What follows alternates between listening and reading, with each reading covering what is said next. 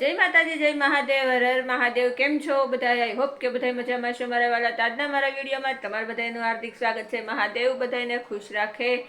અને છે ને અત્યારે વાગી ગયા છે રાતના 8:30. અત્યારે મેં રાત્રે 8:30 વિડીયો આજે સ્ટાર્ટ કર્યો છે, કારણ કે આખો દિવસ શૂટિંગ કરવાનું યાદ રહ્યું નહીં અને કાંઈ નાસ્તો બનાવવાનું કાંઈ મૂળ હતું નહીં, કામ વધી ગયું હતું એટલે તો મેં કીધું ચાલો કાંઈ વાંધો નહીં, આજે બધાની કમેન્ટ આવેલી છે ને બધાની કમેન્ટ વાંચી દઈએ અને બધાની કમેન્ટનો જવાબ પણ આપી દઈએ અને આપણો વિડીયો પણ બની જાય.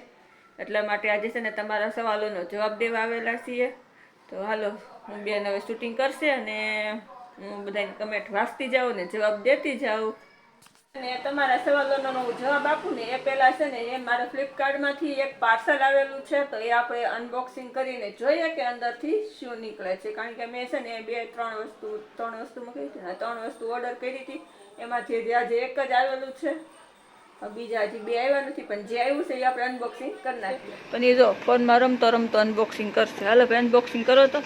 કાતર લઈ લેજો. હા મેરે હાથ લાંબો કરીને હાલો. પારસભાઈ જો ઊભા થઈને કાતર લઈ આવ્યા છે ને અનબોક્સિંગ કરે છે. આખું બોક્સ ન ફાડી નાખતો, ભાઈ બોક્સ મારે જોતું હોય તો. હાલો જો પારસભાઈ ફાઇનલી અનબોક્સિંગ કરી નાખ્યું છે. જોજો તો શું છે. હાલો જો આપણે જો તો છે ને. હાલો તો બધાના એક જ વધારે સવાલ તો બધાનો ઈ જ છે कि मैडम आप कहाँ से हो, दीदी आप कहाँ से हो, कैसे हो, आपका नाम क्या है, आप क्या करती हो, आपकी लाइव में आवाज नहीं आती है और आपकी लाइव में कमेंट भी क्यों नहीं होती है. તો ચાલો ભાઈ, આ સવાલો ગુજરાતી વાળાએ પણ એટલા જ પૂછેલા છે, હિન્દી વાળાએ એટલા પૂછેલા છે. તો આ જેને સવાલ પૂછાશે એ બધાને જવાબ આપી દઉં છું એક સાથે કે ભાઈ હું સુરત ગુજરાતથી છું, મારું નામ જાગૃતિ છે અને મારી ચેનલનું નામ મારા નામ ઉપર જ છે ભાઈ મારી ચેનલ. અને હું સુરતથી છું, સુરતમાં રહું છું અને બસ એકદમ મજામાં છું અને આખો દિવસ લાઈવ કરું છું, યુટ્યુબમાં વિડીયો બનાવું છું અને પછી જે છોકરાઓ કામ કરતા હોય ને એમાં એની મદદ કરું. રસોઈ બનાવવાનું મારું કામ છે. નીચે ક્યું સોતી રહેતી હો, નીચે કેમ સુવો છો એવું પૂછેલું છે.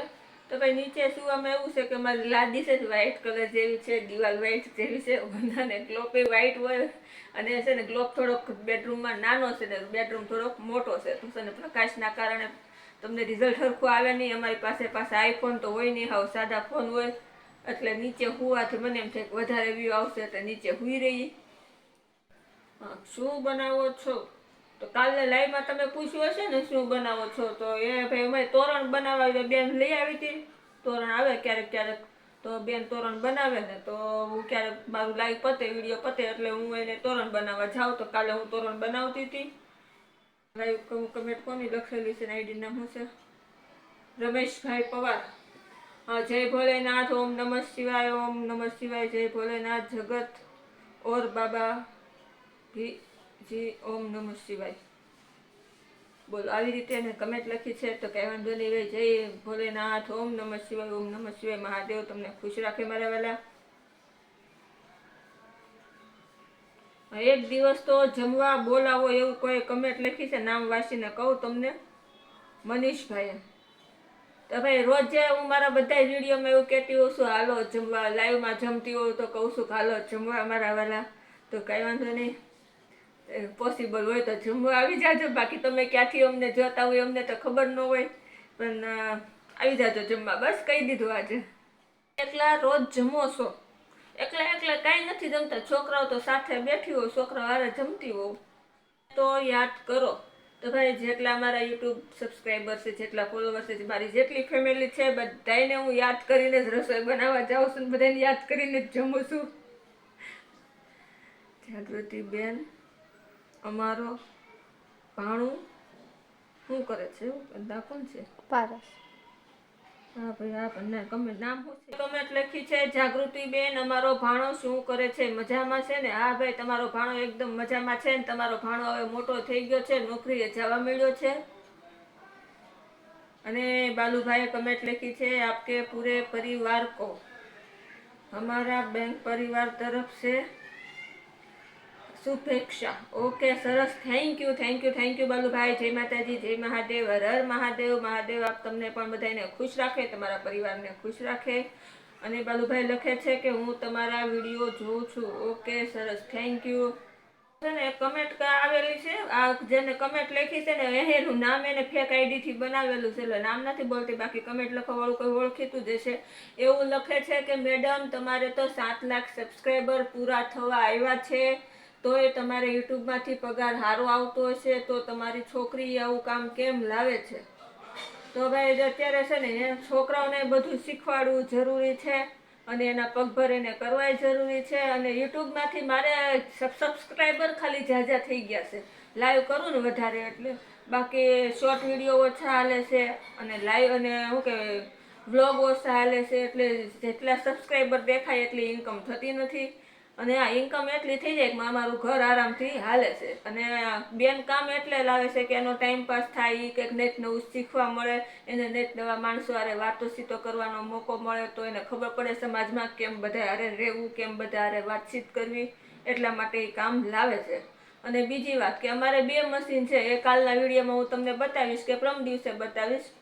2 મશીન અત્યારે બંધ પડ્યા છે. સુરતમાં કેટલી મંદી છે, મશીન કેમ બંધ પડ્યા, કયા કયા મશીન બંધ પડ્યા, અમારે કેટલાની નુકસાની છે, એ બધું તમને કાલનો આખો વિડીયો આપણે એનો બનાવી નાખશું, અથવા તો પમદી બનાવી નાખશું ક્યારેક, તો એ હું તમને ત્યારે કહીશ. લખે છે કે જાગૃતિબેન તમારી બેબીની ઉંમર કેટલી છે? તો નીતાબેન મારી છોકરીની ઉંમર ન કહેવાની હોય. આ છોકરીની ઉંમર કહેવાની જ ન હોય, પણ છતાંય તમને કહી દઉં 18મું ચાલે છે, 17 પૂરા થઈ ગયા છે. 18મું પૂરું થવાનું. 18મું પૂરું થવાની તૈયારી છે, 2-3 મહિના બાકી રહ્યા છે. અને પછી નીતાબેનની કમેન્ટ એવી છે, છોકરો તમારો લાઈવમાં તમારી કરતાં પણ લાંબો થઈ ગયો છે, એની ઉંમર કેટલી છે? તો ભાઈ છોકરો છે ને નીતાબેન, મારા છોકરો એ મારી છોકરી કરતાં 2.5 વર્ષ નાનો છે, એ હાઇટમાં વધી ગયો છે, બાકી એને હજી 10 પૂરું કર્યું છે. 10 પૂરું કર્યું એટલે તમે અંદાજો લગાવી લેજો કે એની ઉંમર કેટલી હશે.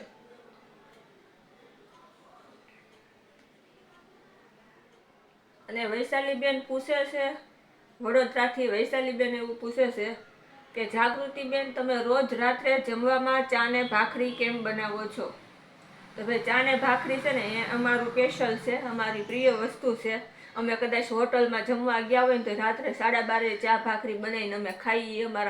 અમે માણસો છીએ, અને આખો દિવસમાં અમે લગભગ 4 થી 5 વખત ખાતા હશું. સવારનો નાસ્તો કરીએ, બપોરનું જમીએ, પછી રોંઢાનું ચા પાણી, પછી નાસ્તા હાટું રસોઈ બનાવી હોય કે જે આઈટમ બની નાસ્તો કરીએ, પછી રાત્રે ચા ભાખરી ખાઈ, એવું બધું હાલ્યા કરે અત્યારે. અને ચા ભાખરી અમારી પ્રિય છે, એટલે રોજ ચા ભાખરી જ અમે રાત્રે બનાવીને ખાઈ લઈએ છીએ.